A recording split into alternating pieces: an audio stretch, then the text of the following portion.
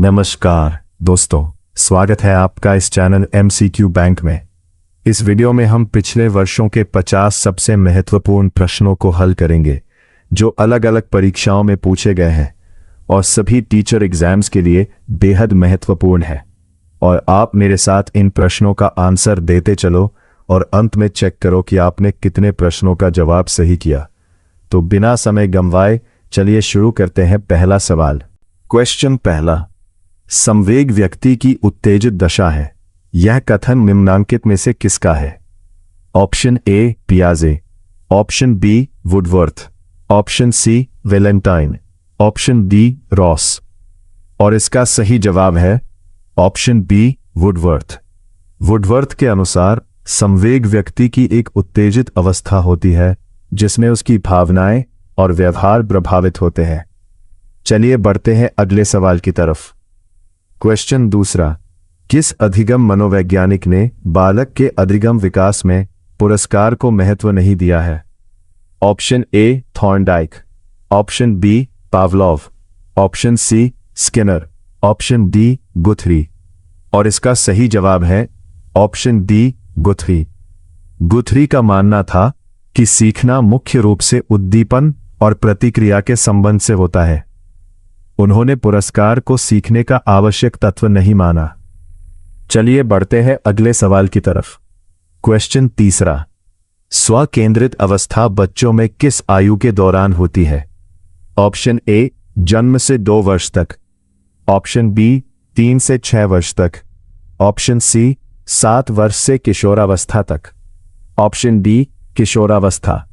और इसका सही जवाब है ऑप्शन बी 3 से 6 वर्ष तक। क्वेश्चन चौथा, सीखने का प्राथमिक मूलभूत नियम किससे संबंधित है? ऑप्शन ए अभ्यास कार्य से, ऑप्शन बी परिणाम की अपेक्षा से, ऑप्शन सी प्रशंसा से, ऑप्शन डी तत्परता से। और इसका सही जवाब है ऑप्शन डी तत्परता से। थॉर्नडाइक के अनुसार सीखने का पहला और सबसे महत्वपूर्ण नियम तत्परता का नियम है। जब सीखने की तैयारी होती है तब सीखना अधिक प्रभावी होता है। चलिए बढ़ते हैं अगले सवाल की तरफ। क्वेश्चन पांचवा, संज्ञानात्मक विकास के 4 चरणों की पहचान किसने की थी? Option A Hilgard, option B Stott, option C Hurlock, option D पियाजे। और इसका सही जवाब है ऑप्शन डी पियाजे। पियाजे ने संज्ञानात्मक विकास को 4 चरणों में विभाजित किया था जिनके माध्यम से बच्चों की सोचने और समझने की क्षमता विकसित होती है। चलिए बढ़ते हैं अगले सवाल की तरफ। क्वेश्चन छठा, मानसिक परिपक्वता की ऊंचाइयों को छूने के लिए प्रयत्नरत रहना किस अवस्था से संबंधित है? ऑप्शन ए किशोरावस्था, ऑप्शन बी प्रौढ़ावस्था, ऑप्शन सी पूर्व बाल्यावस्था, ऑप्शन डी उत्तर बाल्यावस्था। और इसका सही जवाब है ऑप्शन ए किशोरावस्था। किशोरावस्था मानसिक, भावनात्मक और बौद्धिक विकास का महत्वपूर्ण चरण है। इसी समय व्यक्ति मानसिक परिपक्वता की ओर तेजी से बढ़ता है। चलिए बढ़ते हैं अगले सवाल की तरफ। क्वेश्चन 7वां, शैशवावस्था में बच्चों के क्रियाकलाप कैसे होते हैं? ऑप्शन ए मूल प्रवृत्त्यात्मक, ऑप्शन बी संरक्षित, ऑप्शन सी संज्ञानात्मक, ऑप्शन डी संवेगात्मक। और इसका सही जवाब है ऑप्शन ए मूल प्रवृत्त्यात्मक। शैशवावस्था में अधिकांश क्रियाएं जन्मजात प्रवृत्तियों पर आधारित होती हैं, जैसे रोना, चूसना और पकड़ना। चलिए बढ़ते हैं अगले सवाल की तरफ। क्वेश्चन 8वां, निम्नलिखित में से किस समूह के बच्चों को समायोजन की समस्या अधिक होती है? ऑप्शन ए औसत बुद्धि के बच्चे, ऑप्शन बी ग्रामीणी बच्चे, ऑप्शन सी अध्ययनशील बच्चे, ऑप्शन डी कुशाग्र बुद्धि के बच्चे। और इसका सही जवाब है ऑप्शन डी कुशाग्र बुद्धि के बच्चे। कुशाग्र बुद्धि वाले बच्चों की सोच सामान्य बच्चों से अलग होती है, इसलिए उन्हें कई बार सामाजिक और विद्यालयी पर्यावरण में समायोजन करने में कठिनाई होती है। चलिए बढ़ते हैं अगले से। क्वेश्चन 9वां, पियाजे मुख्य रूप से किस क्षेत्र में अपने योगदान के लिए जाने जाते हैं? ऑप्शन ए भाषा विकास, ऑप्शन बी संज्ञानात्मक विकास, ऑप्शन सी नैतिक विकास, ऑप्शन डी सामाजिक विकास। और इसका सही जवाब है ऑप्शन बी संज्ञानात्मक विकास। पियाजे ने बच्चों की सोचने, समझने और सीखने की प्रक्रिया पर महत्वपूर्ण शोध किया, इसलिए उन्हें संज्ञानात्मक विकास का प्रमुख मनोवैज्ञानिक माना जाता है। चलिए बढ़ते हैं अगले सवाल की तरफ। क्वेश्चन 10वां। जब दो या दो से अधिक व्यक्ति एक साथ मिलते हैं और एक दूसरे को प्रभावित करते हैं तो वे एक सामाजिक समूह का निर्माण करते हैं। ये कथन है ऑप्शन ए आंशिक रूप से सत्य, ऑप्शन बी सत्य, ऑप्शन सी कदाचित सत्य, ऑप्शन डी असत्य। और इसका सही जवाब है ऑप्शन बी सत्य। जब दो या दो से अधिक लोग एक दूसरे से संपर्क करते हैं और एक दूसरे को कहते हैं तो वे एक सामाजिक समूह का निर्माण करते हैं, इसलिए यह कथन सत्य है। चलिए बढ़ते हैं अगले सवाल की तरफ। क्वेश्चन 11। कोलबर्ग का सिद्धांत निम्न में से किस विकास से संबंधित है? ऑप्शन ए भाषा विकास, ऑप्शन बी सामाजिक विकास, ऑप्शन सी नैतिक विकास, ऑप्शन डी शारीरिक विकास। और इसका सही जवाब है ऑप्शन सी नैतिक विकास। कोलबर्ग का सिद्धांत नैतिक विकास पर आधारित है। उन्होंने बताया कि व्यक्ति सही और गलत की समझ अलग अलग चरणों में विकसित करता है। चलिए बढ़ते हैं अगले सवाल की तरफ। क्वेश्चन 12। अभिक्रमित अधिगम का प्रत्यय किसने दिया था? Option A Hull, option B Thorndike, option C Skinner, option D Watson. और इसका सही जवाब है ऑप्शन सी स्किनर। अभिक्रमित अधिगम या प्रोग्राम्ड लर्निंग की अवधारणा B.F. स्किनर ने दी थी। इसमें विद्यार्थी चरणबद्ध तरीके से सीखता है। चलिए बढ़ते हैं अगले सवाल की तरफ। क्वेश्चन 13। संज्ञान किस बुद्धि के सिद्धांत का हिस्सा है?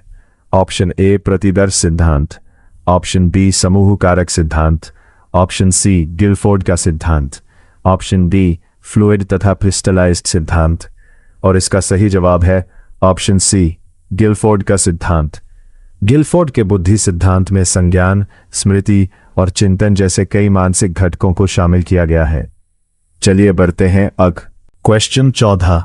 किसी इच्छा या आवश्यकता में रुकावट पड़ने पर उत्पन्न होने वाला सांवेगिक तनाव क्या कहलाता है? ऑप्शन ए द्वंद्व, ऑप्शन बी कुंठा, ऑप्शन सी चिंता, ऑप्शन डी तनाव। और इसका सही जवाब है ऑप्शन बी कुंठा। जब किसी व्यक्ति की इच्छा पूरी नहीं हो पाती तो उसके अंदर कुंठा या फ्रस्ट्रेशन उत्पन्न होती है। चलिए बढ़ते हैं अगले सवाल की तरफ। क्वेश्चन 15। क्रेचमर के अनुसार निम्नलिखित में से कौन सा उनके द्वारा वर्गीकृत प्रमुख व्यक्तित्व प्रकारों में से एक है? ऑप्शन ए सुदृढ़ काय, ऑप्शन बी लंबकाय, ऑप्शन सी गोलकाय, ऑप्शन डी इनमें से सभी। और इसका सही जवाब है ऑप्शन बी इनमें से सभी। क्रेचमर ने शारीरिक संरचना के आधार पर व्यक्तित्व के कई प्रकार बताए, जिनमें सुदृढ़काय, लंबकाय और गोलकाय सभी शामिल हैं।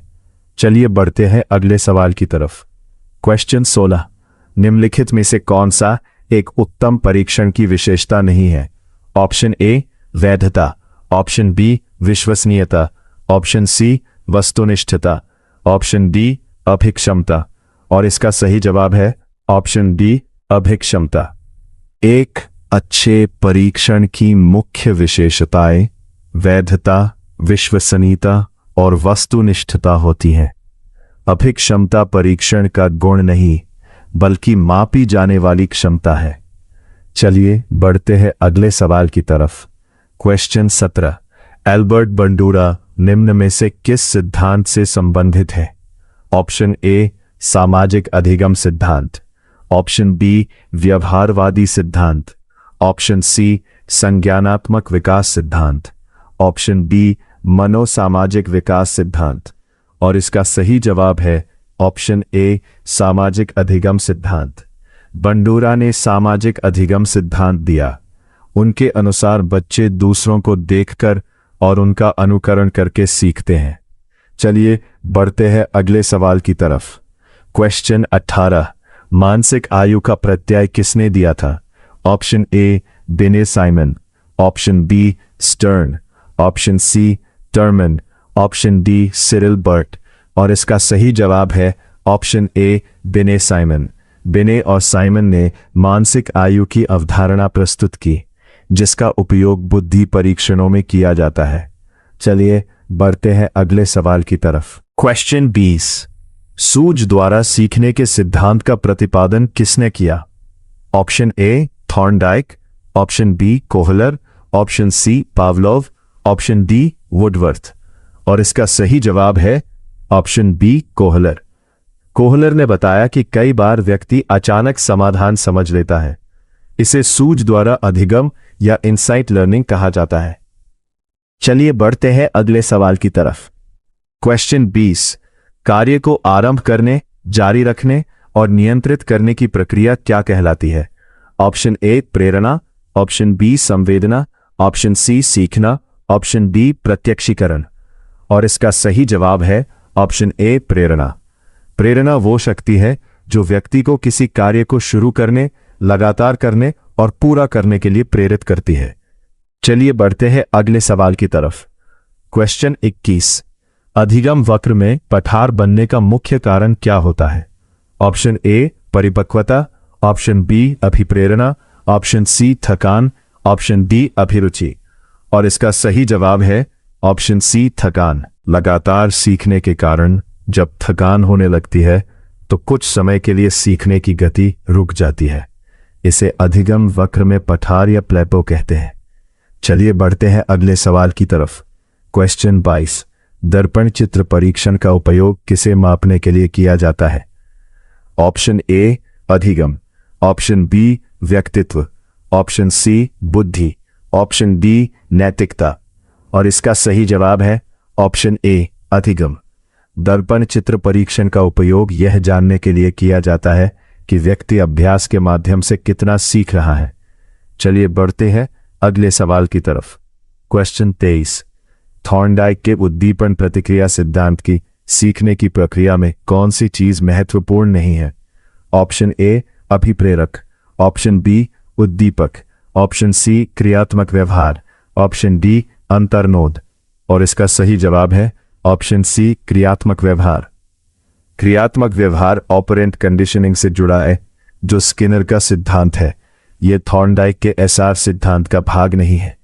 चलिए बढ़ते हैं अगले सवाल की तरफ। क्वेश्चन 24, सीखी हुई बात को स्मरण रखने या पुनः स्मरण करने में असफलता को क्या कहते हैं? ऑप्शन ए विस्मृति, ऑप्शन बी स्मृति, ऑप्शन सी धारणा, ऑप्शन डी चिंतन। और इसका सही जवाब है ऑप्शन ए विस्मृति। जब व्यक्ति सीखी हुई जानकारी को याद नहीं रख पाता या दोबारा याद नहीं कर पाता तो उसे विस्मृति कहते हैं। चलिए बढ़ते हैं अगले सवाल की तरफ। क्वेश्चन 25, मूल प्रवृत्ति की प्रमुख विशेषता क्या है?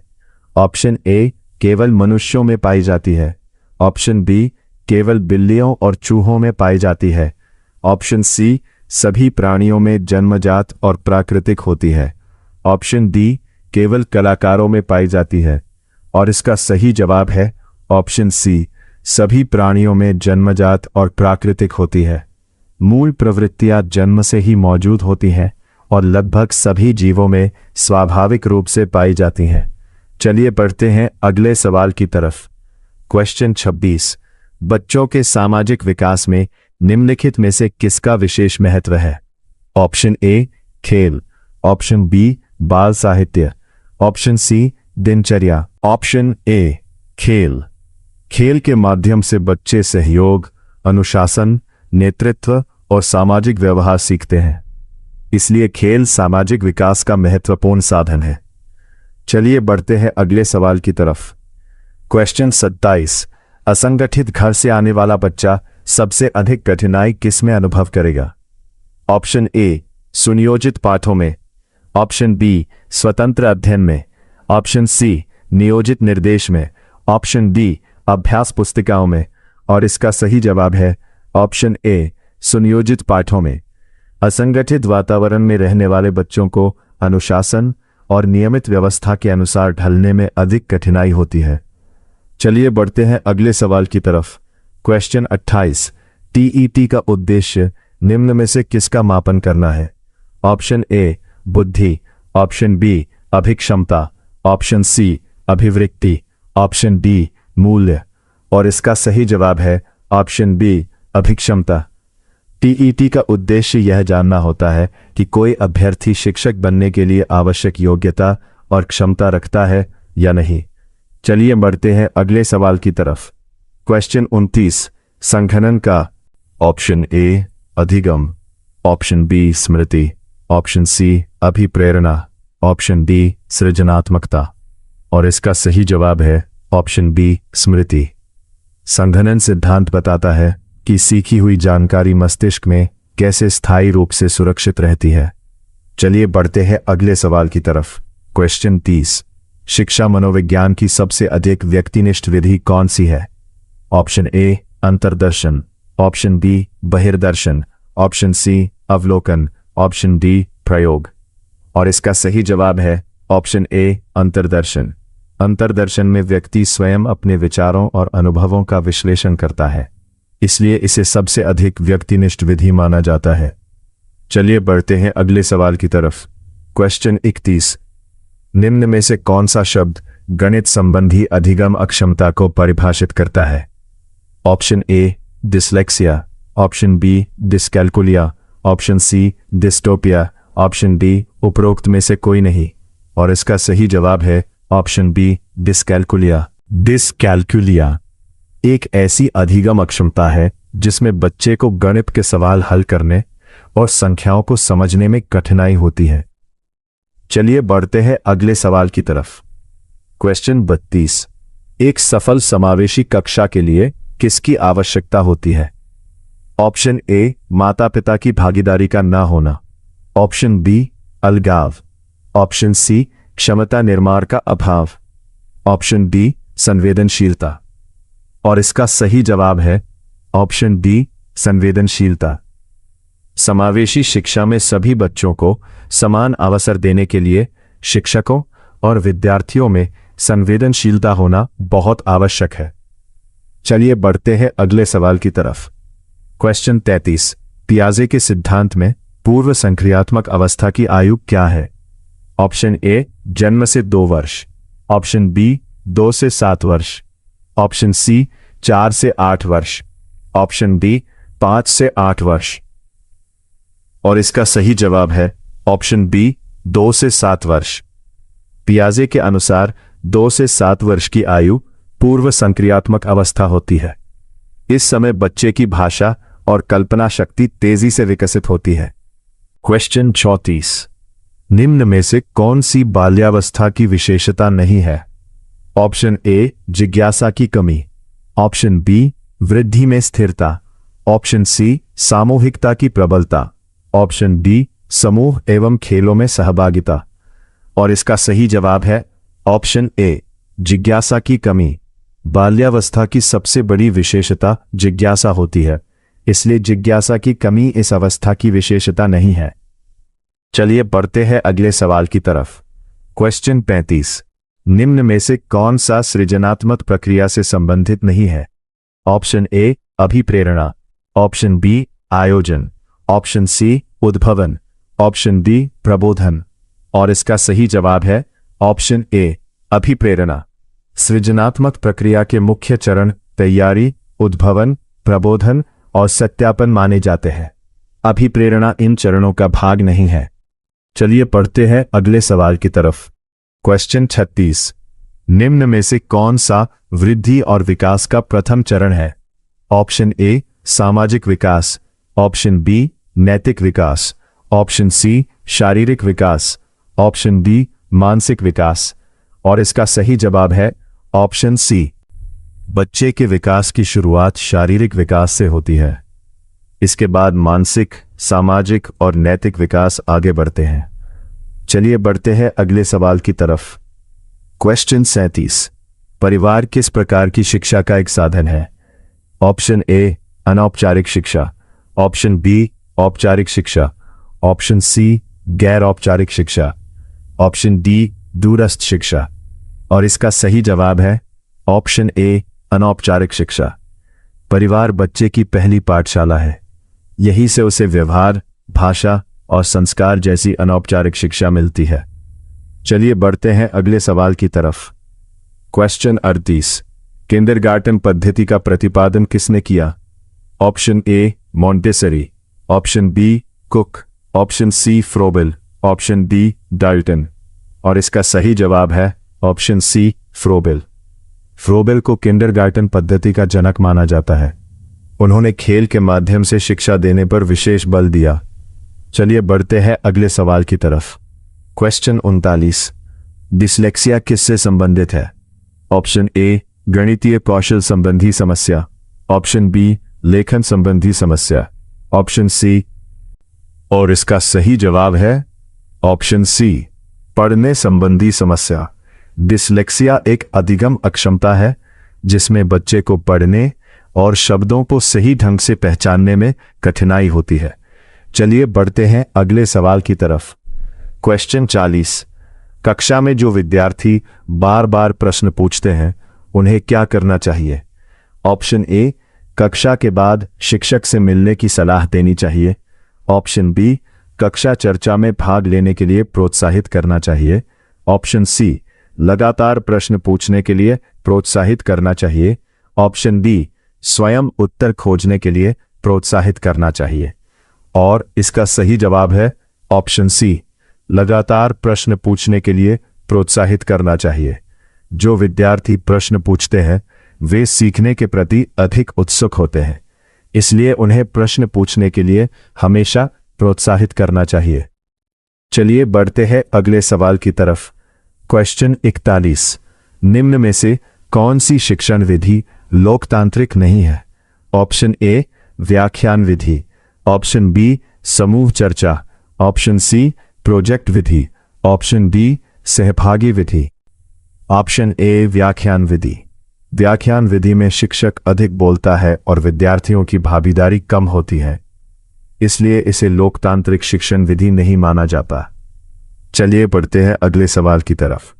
क्वेश्चन 42, माइंड इन सोसाइटी पुस्तक के लेखक कौन है? Option A Erik Erikson, option B Albert Bandura, option C Lev Vygotsky, option D Edward Tolman. और इसका सही जवाब है option C Lev Vygotsky. Mind in society पुस्तक लेव वाइगोत्स्की द्वारा लिखी गई है। इसमें उन्होंने सामाजिक अंतःक्रिया के माध्यम से सीखने पर विशेष बल दिया है। चलिए बढ़ते हैं अगले सवाल की तरफ। क्वेश्चन 43, अधिगम प्रक्रिया उद्दीपन एवं के बीच का संबंध है। ऑप्शन ए अनुक्रिया, ऑप्शन बी पशु, ऑप्शन सी पूर्व अनुभव, ऑप्शन डी व्यवहार। और इसका सही जवाब है ऑप्शन ए अनुक्रिया। थॉर्नडाइक के अनुसार अधिगम उद्दीपन और अनुक्रिया के बीच संबंध स्थापित होने की प्रक्रिया है। क्वेश्चन 44, निम्न में से कौन सी शिक्षण विधि प्रगतिवादी सिद्धांत पर आधारित है?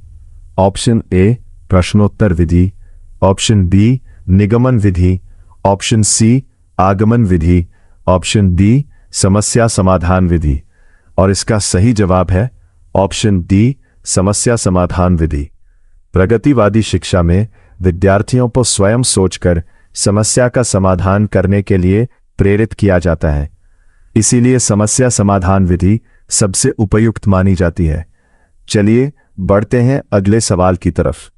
क्वेश्चन 45, निम्न में से कौन सा नियम थॉर्नडाइक के सीखने के गौण नियमों में शामिल नहीं है? ऑप्शन ए आंशिक क्रिया का नियम, ऑप्शन बी क्रिया प्रतिक्रिया का नियम, ऑप्शन सी सादृश्यता का नियम, ऑप्शन डी बहुप्रतिक्रिया का नियम। और इसका सही जवाब है ऑप्शन बी क्रिया प्रतिक्रिया का नियम। क्रिया प्रतिक्रिया का नियम थॉर्नडाइक के गौण नियमों में शामिल नहीं है, यह उनके सिद्धांत का भाग नहीं माना जाता। चलिए बढ़ते हैं अगले सवाल की तरफ। क्वेश्चन 46, यदि कोई व्यक्ति स्कूटर चलाने के अपने अनुभव की मदद से कार चलाना सीखता है? ऑप्शन ए ऊर्ध्व अंतरण, ऑप्शन बी द्विपार्श्विक अंतरण, ऑप्शन सी क्षैतिज अंतरण, ऑप्शन डी धनात्मक अंतरण। और इसका सही जवाब है ऑप्शन डी धनात्मक अंतरण। जब पहले सीखी गई जानकारी नई चीज सीखने में सहायता करती है तो उसे धनात्मक अंतरण या पॉजिटिव ट्रांसफर कहा जाता है। चलिए बढ़ते हैं अगले सवाल की तरफ। क्वेश्चन 47, निम्न में से कौन सा परामर्श का एक तत्व नहीं है? ऑप्शन ए विश्वास, ऑप्शन बी व्यावसायिक वृद्धि, ऑप्शन सी साक्षात्कार, ऑप्शन डी संप्रेषण। और इसका सही जवाब है ऑप्शन बी व्यावसायिक वृद्धि। परामर्श में विश्वास, साक्षात्कार और प्रभावी संप्रेषण महत्वपूर्ण होते हैं। व्यावसायिक वृद्धि परामर्श का मूल तत्व नहीं है। चलिए बढ़ते हैं अगले सवाल की तरफ। क्वेश्चन 48, मानसिक रूप से मंद बालकों की शिक्षा के लिए कौन सा उपागम उपयुक्त माना जाता है? ऑप्शन ए संवर्धन उपागम, ऑप्शन बी उच्च स्तरीय पाठ्यचर्या, ऑप्शन सी वैयक्तिक अनुदेशन, ऑप्शन डी त्वरण उपागम। और इसका सही जवाब है ऑप्शन सी वैयक्तिक अनुदेशन। मानसिक रूप से मंद बच्चों की सीखने की गति अलग होती है, इसलिए उन्हें उनकी आवश्यकता के अनुसार व्यक्तिगत रूप से पढ़ाना सबसे प्रभावी तरीका है। चलिए बढ़ते हैं अगले सवाल की तरफ। क्वेश्चन 49, निम्नलिखित में से कौन सा समस्या समाधान में बाधक नहीं है? ऑप्शन ए चिंता, ऑप्शन बी नकारात्मक मानसिक वृत्ति, ऑप्शन सी सोच, ऑप्शन डी कुंठा। और इसका सही जवाब है ऑप्शन सी सोच। सोच या इंसाइट समस्या का समाधान खोजने में सहायता करती है, इसलिए यह बाधा नहीं बल्कि समस्या समाधान का महत्वपूर्ण साधन है। चलिए बढ़ते हैं अगले सवाल की तरफ। क्वेश्चन 50, निम्न में से कौन सी व्यक्तित्व मापन की प्रक्षेपी तकनीक है? ऑप्शन ए निर्धारण मापनी, ऑप्शन बी अवलोकन, ऑप्शन सी साक्षात्कार, option D thematic apperception test. और इसका सही जवाब है option D thematic apperception test. Thematic apperception test, जिसे TAT भी कहा जाता है, व्यक्तित्व का आकलन करने की एक प्रसिद्ध प्रक्षेपी तकनीक है। इसमें व्यक्ति के उत्तरों के आधार पर उसके व्यक्तित्व का विश्लेषण किया जाता है। तो दोस्तों, इसी के साथ हमारे आज के 50 महत्वपूर्ण MCQs समाप्त होते हैं। उम्मीद है कि ये प्रैक्टिस सेट आपकी परीक्षा की तैयारी में काफी मददगार साबित होगा। आपने 50 में से कितने प्रश्नों के सही उत्तर दिए? अपना स्कोर नीचे कमेंट सेक्शन में जरूर बताइए। अगर आपको ये वीडियो पसंद आया हो तो वीडियो को लाइक करें, चैनल को सब्सक्राइब करें और बेल आइकॉन को जरूर दबाएं ताकि आने वाले ऐसे ही महत्वपूर्ण PYQ और MCQ प्रैक्टिस वीडियो आप सबसे पहले देख सके। मिलते हैं अगले वीडियो में। तब तक के लिए धन्यवाद और अपनी तैयारी जारी रखिए।